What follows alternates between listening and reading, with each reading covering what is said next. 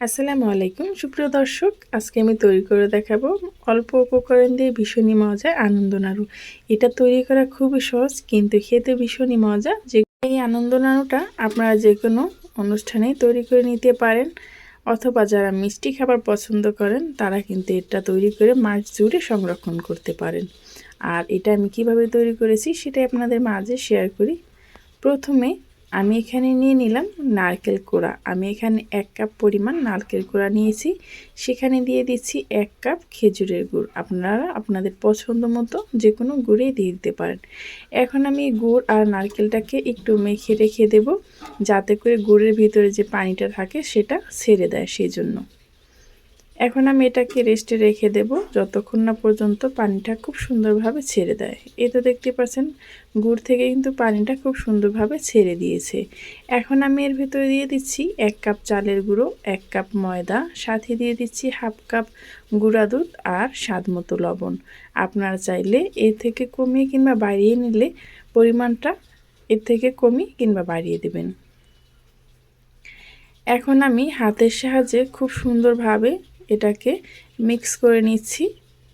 এ পর্যায়ে এসে আমার এখানে পানির প্রয়োজন আছে, সেজন্য আমি এখানে অল্প অল্প করে পানিটা ব্যবহার করব। আপনারা চাইলে লিকুইড দুধও এখানে ব্যবহার করতে পারেন। আমি যেহেতু গুঁড়া দুধটা ব্যবহার করেছি সেই জন্য কিন্তু আমি এখানে লিকুইড দুধ ব্যবহার করিনি। আপনারা চাইলে এখানে ব্যবহার করতে পারেন। এখন হাতের সাহায্যে ভালোভাবে অল্প অল্প পানি দিয়ে এটাকে মেখে নিতে হবে, তা না হলে কিন্তু বেশি পানি হলে আবার কিন্তু এটা পাতলা হয়ে যাবে। এখন আমি এখানে দিয়ে দিচ্ছি হাফ কাপ পরিমাণ তিল, সাদা যে তিলটা আছে সেটা।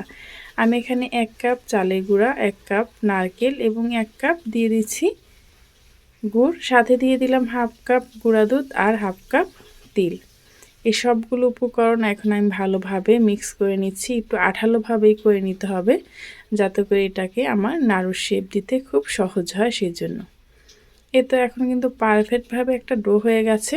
এখন আমি এটাকে রেস্টে রেখে দেব 10 মিনিটের জন্য। 10 মিনিট পর ফিরে আসছি, যাতে করে একদম চালের গুঁড়াটা ময়দাটা খুব সুন্দরভাবে সেট হয়ে যায়। এখন হাতে ঘি মাখিয়ে বা তেল মাখিয়ে নিতে পারেন আপনারা। এখন আমি একটু চামচের সাহায্যে নিয়ে নিচ্ছি, যাতে করে সবগুলো আনন্দ নাড়ু একই শেপের হয় সেই জন্য।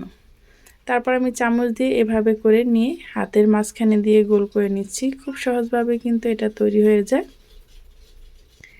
এই একই প্রসেসে আমি সবগুলো আনন্দ নাড়ু তৈরি করে নেব। এই পর্যায়ে এসে যারা এখনও লাইক দেননি, প্লিজ একটি লাইক দিয়ে ভিডিওটি কন্টিনিউ করবেন। আমার এই ভিডিওর কোনো অংশ যদি আপনাদের কাছে ভালো লেগে যায় তাহলে প্লিজ চ্যানেলটি সাবস্ক্রাইব করে পাশে থাকা বেল আইকনটা ক্লিক করে রাখবেন, যাতে করে এরকম ভিডিও আপলোড করা মাত্রই আপনার কাছে নোটিফিকেশন পৌঁছে যায়। আমার কিন্তু আনন্দ নাড়ুগুলো একদম সবগুলো তৈরি হয়ে গেছে। এখন একটি কড়াইতে দিয়ে দিলাম পর্যাপ্ত পরিমাণ তেল। আর তেলটা যখন হালকা গরম হয়ে গেছে তখন আমি এর ভেতর দিয়ে দিচ্ছি নাড়ুগুলো। এটাকে মিডিয়াম আঁচে রেখে ভেজে নিতে হবে।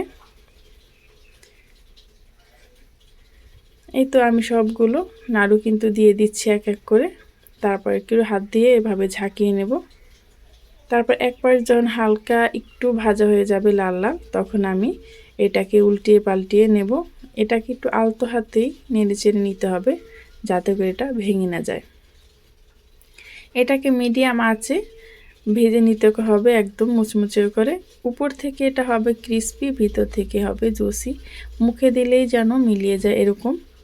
আর যদি আপনারা জালটা বাড়িয়ে ভাজেন তাহলে কিন্তু এটার ভিতর থেকে একদম কাদা কাদা থাকবে, নরম ভালো লাগবে না। আর যদি মিডিয়াম আঁচে রেখে এটাকে ভেজে নেন তাহলে উপর থেকে ক্রিস্পি থাকবে, ভিতর থেকে খুব সুন্দরভাবে এটা ভাজা হয়ে যাবে, খেতে বেশ ভালো লাগবে। এখন আমি এটাকে দেখতে পাচ্ছেন লাল লাল করে ভেজে নিয়েছি। এখন আমি এটাকে উঠিয়ে নেব। তেলটাকে খুব ভালোভাবে ঝরিয়ে কিন্তু এটাকে উঠিয়ে নিতে হবে। আপনারা চাইলে গরম গরম এটা একটি টিস্যু পেপার উপরে রেখে দিতে পারেন, যাতে করে তেলটা খুব ভালোভাবে শুষে নেয়। আমার কিন্তু সবগুলো নাড়ু ভাজা হয়ে গেছে। এখন আমি আপনাদেরকে পরিবেশন করে দেখাচ্ছি। দেখতেই পাচ্ছেন কতটা সুন্দর লাগছে আর কতটা পারফেক্ট হয়েছে। যারা মিষ্টি খাবার পছন্দ করেন তারা তো একবার তৈরি করে একদম মাস জুড়ে খেতে পারবেন। আর এটা নর্মাল ফ্রিজে রেখে খেলে কিন্তু বেশ ভালোই লাগে।